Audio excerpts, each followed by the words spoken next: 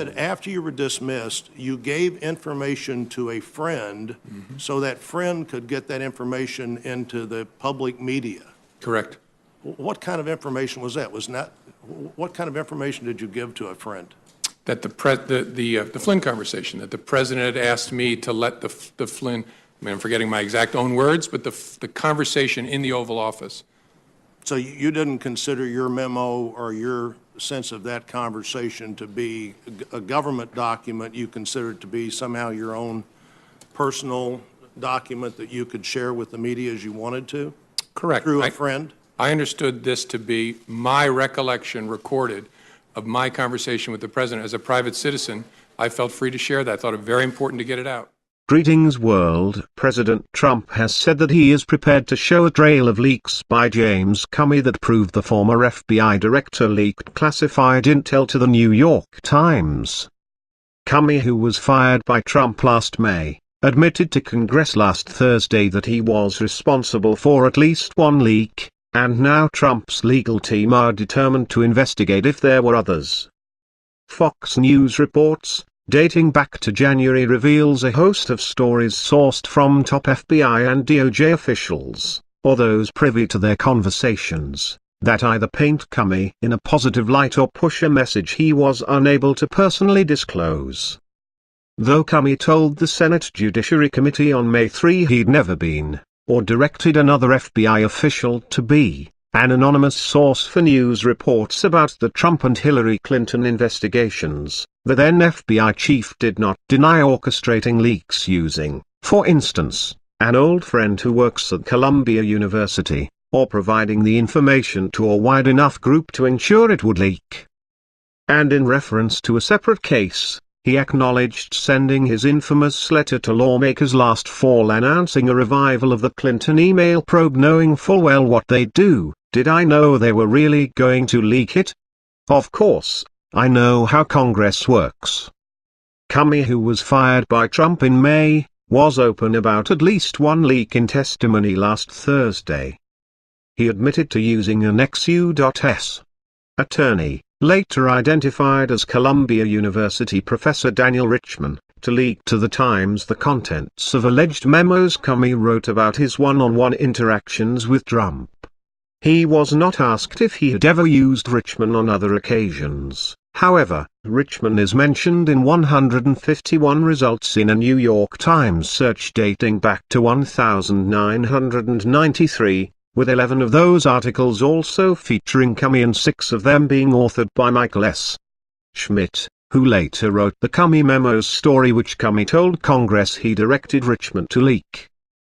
Dating back to at least January 10, the Times has published confidential information related to Trump and the FBI, mostly sourced anonymously from senior officials in the FBI and DOJ.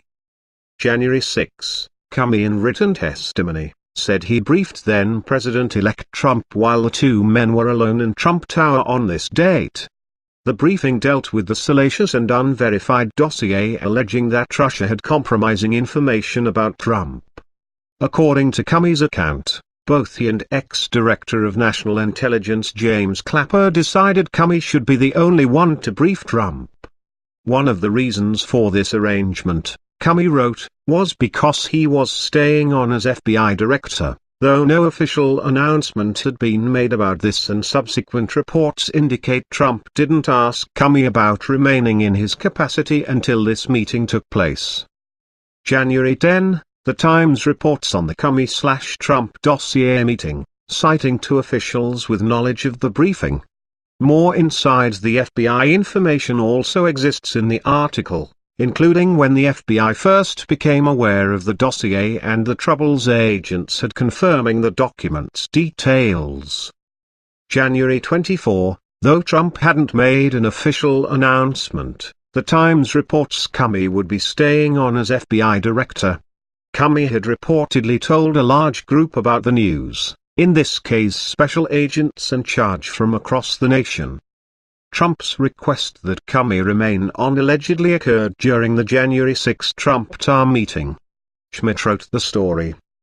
February 24, following a CNN report about contacts between Trump associates and Russia, The Times reports, the same day, that both Comey and Deputy FBI Director Andrew McCabe allegedly called White House Chief of Staff Reince Priebus to assure him the CNN report was false.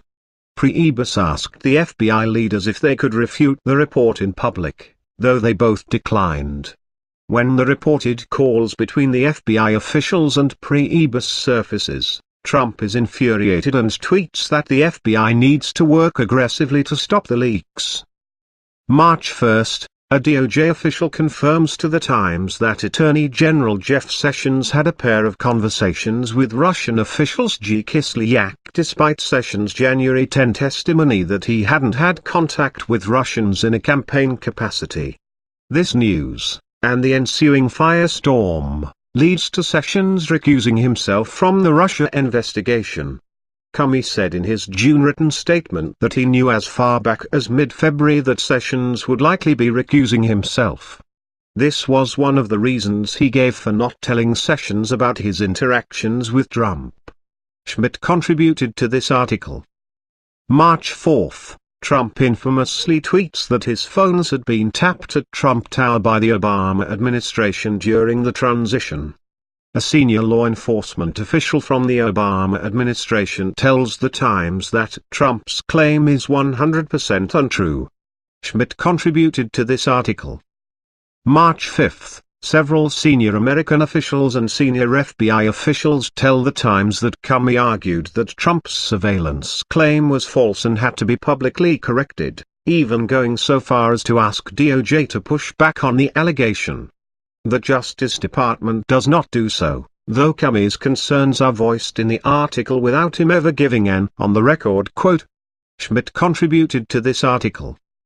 March 6, the Trump administration pushes back on the reported Comey concerns publicized in the previous day's Times story. Comey was said to be disturbed by the claims because the Trump allegations insinuated the FBI had broken the law. Schmidt wrote this article.